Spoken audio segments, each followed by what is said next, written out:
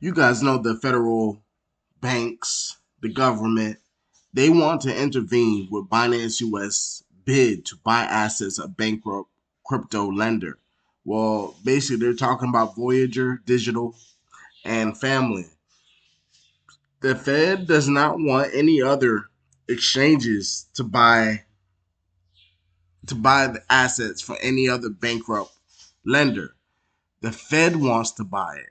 The Feds want to keep all the assets. This is how the Fed stays in control. So with all this hacking, all these scamming, the Feds can be a part of that. And I know that sounds kind of crazy, but think about it. The federal government does not want more citizens, more Americans, or other countries' citizens to become very wealthy. They don't like to bow down to other people. They always find a clause of, oh, well, how did you make this? Well, did you do all your taxes? Did you do this? That's the Fed. The Fed wants all of your money. Talk about Uncle Sam, okay?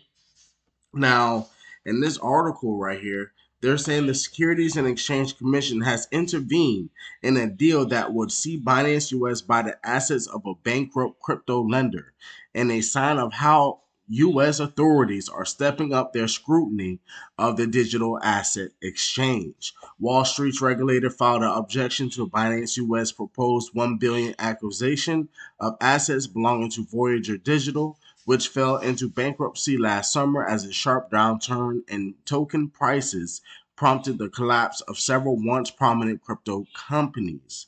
So now Binance, which is the world's biggest digital asset exchange, and its global affiliates have come under increasing focus among crypto investors and regulators after the collapse last year of FTX.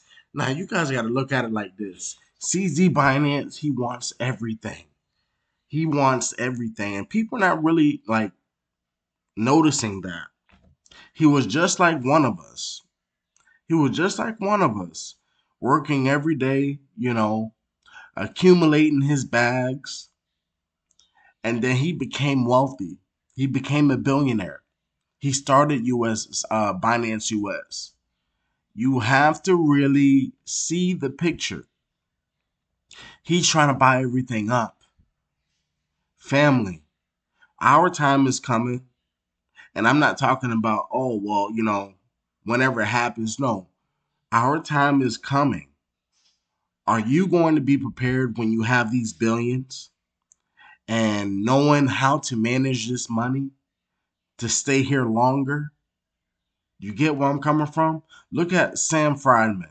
He did some stupid stuff, but you got the crypto.com, Chris. He's still in good standings. You don't want to fall. You guys want to stand up tall and be able to push through any battles that the Fed comes against you.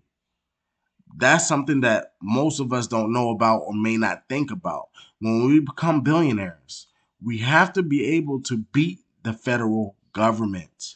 Now, if you guys look at the crypto prices right now, Dogelon Mars is sitting at $27.99.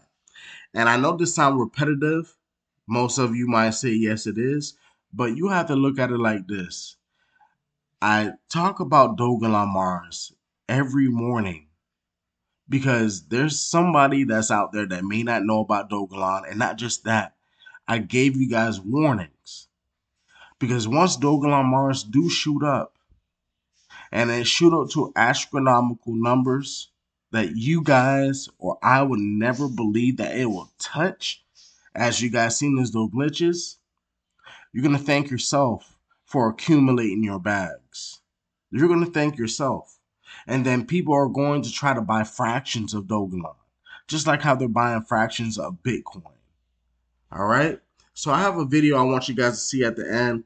Y'all stay y'all stay long and watch it, man, because why I say this, Mark Cuban still believes into this digital asset market.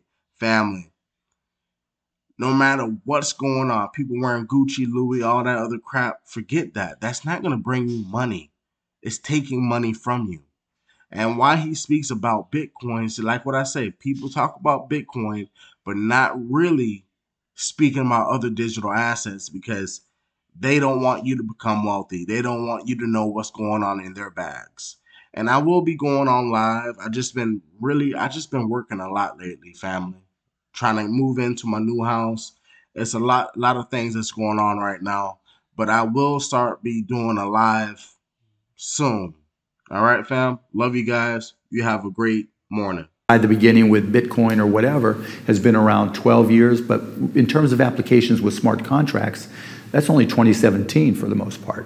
And so we're really only 5 years in. So I'm still really bullish on crypto. We had some early wins, just like, you know, streaming audio with sports and news. Now, you know, with crypto, you have DeFi and you have, you know, money transfer and some other applications, but you haven't had any mainstream applications where your mom says, okay, we've got to get a wallet because I have to do A, B, or C, right? It's been DeFi, NFTs, and money transfer. And so it's kind of boring right now. We're waiting for that next round of applications, and there's a lot of people working on them.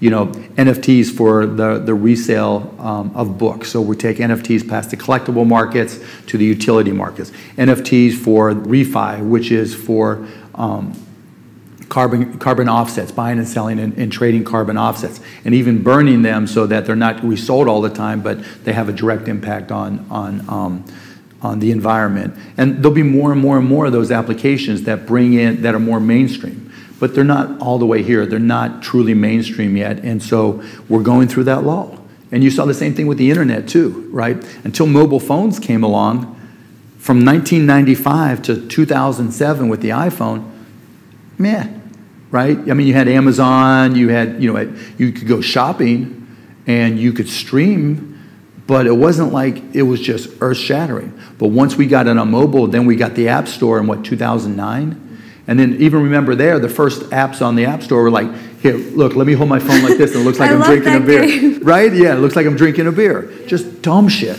There's no reason why crypto is going to be any different. But the good news is, you know, the investments I'm looking to make are geared towards applications that'll be mainstream and not about, okay, let's create an Instagram for crypto. Let's create a Twitter.